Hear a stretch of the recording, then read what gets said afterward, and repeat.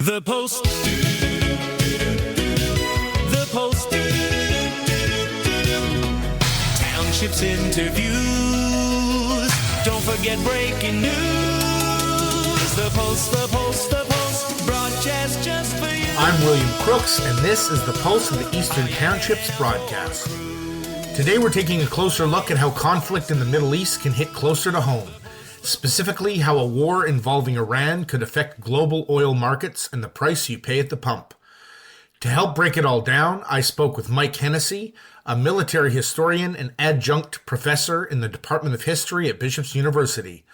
He walks us through why the Persian Gulf, and especially the Strait of Hormuz, is such a critical choke point for global oil supply, and why even limited disruptions there can ripple across the world economy.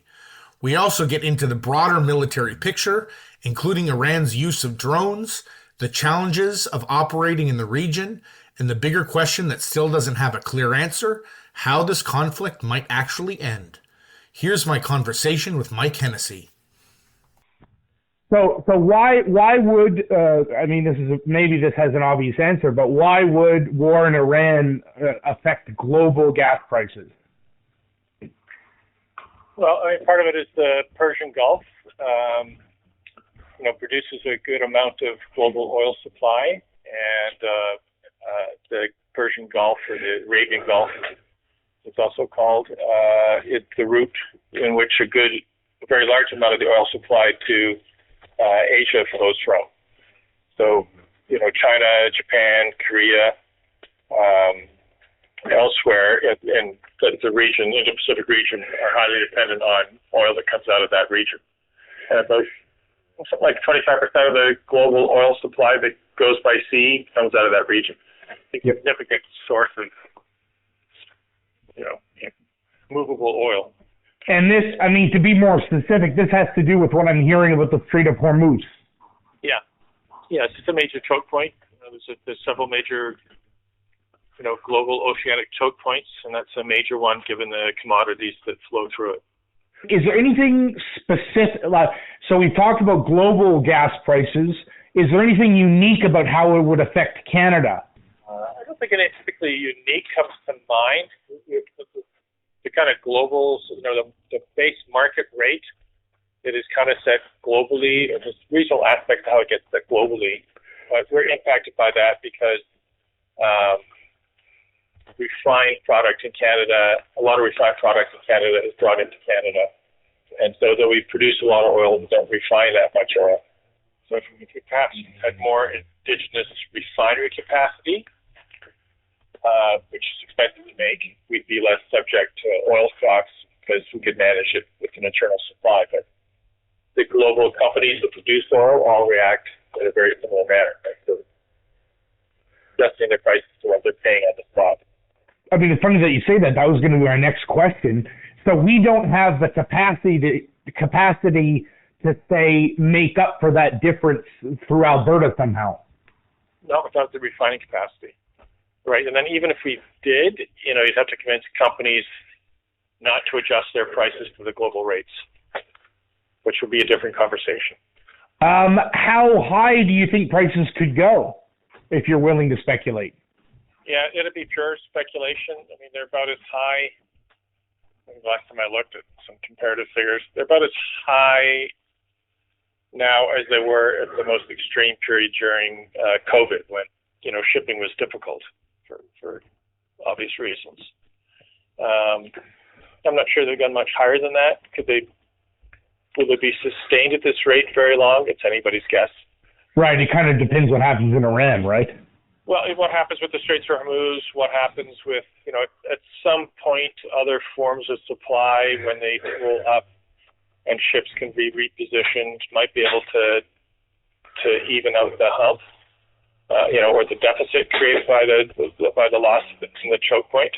But that'll take time, right? Most of the tankers that were lined up to go into the Gulf to move oil would have to be, moved elsewhere and then find alternate sources of supply, and it takes time to get there. So that might take matters of weeks to months for that kind of rejigging of the supply system to play itself out.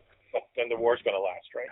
Since you're a military historian, to what extent, I mean, the U.S. must have known this would happen going in. Does that play into their logistical background strategy for the war itself? Right now we just don't know. We don't know how elaborate their planning was, how deliberate their planning was, all the factors they took into consideration. It's just anybody's guess to how extensive that was. I'm sure somebody will look at the futures market to see what degree of speculation appears to have occurred in the market shortly before the war commenced, and maybe identify that people were hedging their bets early, maybe on privileged information. But that's all down the road for people to figure out. Sure. Now, one thing I've heard people speculate. One thing a lot of people are worried about is that the U.S. will put boots on the ground.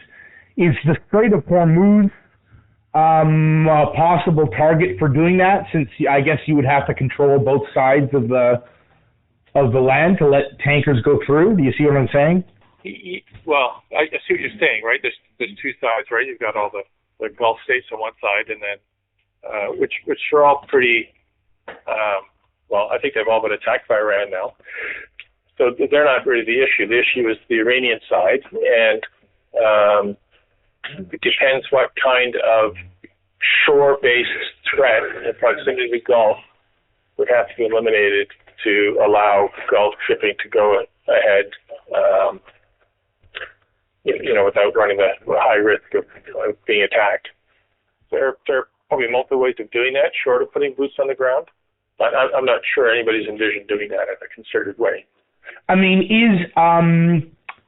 is the situation one in which Iran would directly attack tankers themselves? I think they have. Okay, sorry. Excuse my ignorance then. Yeah, okay. Okay, so it's advantageous for Iran to kind of keep this going. Yeah, Iran has a strong hand to play in causing extreme economic pain by shutting down the Gulf of Hormuz. Can you add a little detail? Is this because indirect effects will maybe put pressure on the U.S. or? Yeah, I think that would be part of their strategic calculus. How do you make this war expensive for everybody concerned? And then making it expensive, you maybe incentivize them to shorten the war or find another solution. Right, sure, that makes sense. Are you comfortable talking about kind of the war itself and tactics and what the U.S. is thinking and how Iran can defend and things like that? A little bit. I don't want to speculate too much. I've looked at the air campaign. I have a sense of what they did with the initial, air attack and cooperation with the Israelis and what they're attacking. And, but yeah, what are your questions? Well, the one thing that comes to mind right now is it seems to be Iran is using a lot of drones, which is I think drones are a big part of the Russia-Ukraine war too. Could you talk about that as a defensive strategy, what they're thinking there? Well, they developed drones for a whole bunch of reasons. Some of it was to support their proxy forces, Hezbollah in Lebanon, right, that are cheap means of long-range reach. And so they've been developing those drones for a long time. The advantages are they're unmanned. There's no human in there. They're relatively easy to manufacture, relatively crude devices, but also, despite them being cheap and small and having extended range, they're also difficult to defend against because they have small radar signatures. So, anything that proliferates the threat and complicates the defensive network are tools that people tend to adopt. So that's one reason you get the proliferation of drones. They're easy to make, easy to proliferate. It's not like building a modern fighter aircraft. Don't need to be very sophisticated. Don't need to be completely invisible to radar. You can mass-produce them, hide them easily, deploy them easily, develop their range, and kind of overwhelm often very expensive air defense systems. Right. Well, that was going to be my next question. I mean, there's obviously a calculus there, right? Like if you send a swarm of drones in that cost you $50,000 and to take it out, the defense missiles cost $5 million. I mean, that's constantly in your favor, right? Yeah, absolutely. Okay, now suppose the U.S. does put boots on the ground. What are the geographical issues there? I've heard Iran is quite mountainous.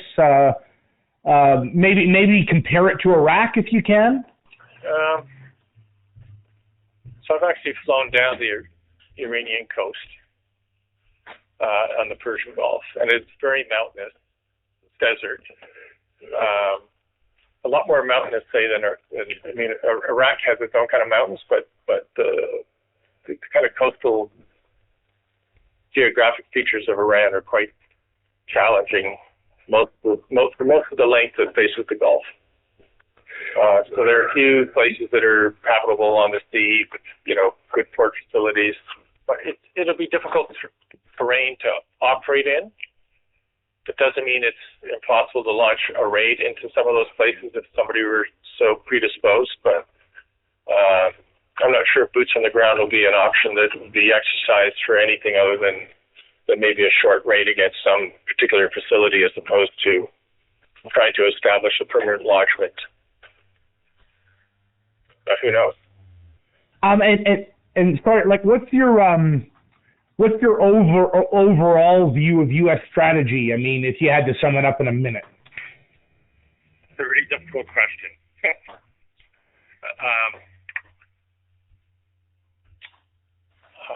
A lot of people have looked at the campaign and asked, probably one of them, what's the end game and how does this campaign get them there? And it's not really clear what the full objectives are and what the exit plan is.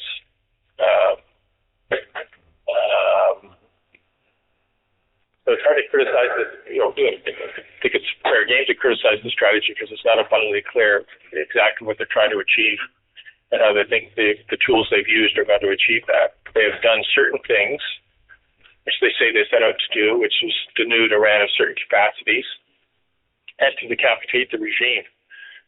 But going beyond that, it's not clear what they wanted to accomplish. They were suggesting that there should be an uprising in Iran. Uprisings are very difficult to do. And is that really the intent of the American activities, or was that, maybe a thought that this would be the way? Would it be nice to end it if this happened? And not much more thought to it than that. One of the reasons the U.S. gave for doing this was, I believe, that Iran was close to nuclear weapon capacity. Now, of course, everyone of a certain age remembers that's what they said about Iraq, too. Do you have any comment on that? Well, we just don't know. Right? Yeah. We had a large-scale bombing campaign several months ago in which they said they knocked them back over a decade and the threat was diminished, and have now launched a much bigger campaign saying the threat was imminent. So we don't know what drove that change of narrative. They could have come up with new intelligence. It would depend who was speculating. It could be the influence of their partner country, Israel, providing more evidence or making a more compelling argument. We just don't know what tilted the balance to make them act now and to act in concert with Israel at the same time. Okay. Did my questions miss anything important, like a big, some kind of big takeaway, something that comes to mind? No, I don't think so. I mean, I think the big question out there is how does this end? Really, what brings us to an end? And I'm not sure the Israeli and American answers will be the same. That was Mike Hennessy, military historian and adjunct professor at Bishop's University, helping us make sense of the complex links between global conflict, oil supply, and rising gas prices. As he pointed out, even if Canada produces its own oil, we're still tied to global markets, and that means events thousands of kilometers away can have a direct impact here at home. What remains uncertain is how long disruptions might last, how global supply chains adjust, and ultimately how this conflict comes to an end. If you want to read more, you can find the full article on the Pulse of the Eastern Townships, pulsetownships.com. Thank you for listening, and always remember, keep that finger on the pulse. Townships interviews. Don't forget breaking news. The Pulse, the Pulse, the Pulse, broadcast just for you. Are you heading out for a cruise? Or lying there for a snooze? The Pulse, the Pulse, the Pulse, broadcast just for you. Hey, I know that guy. Hey, I know that gal too. The Pulse, the Pulse, the Pulse, broadcast just for you. The townships are the muse. Make sure to choose the Pulse, the Pulse, the Pulse, the Pulse, the Pulse, the Pulse, the Pulse, the Pulse, the Pulse of the Eastern Townships broadcast just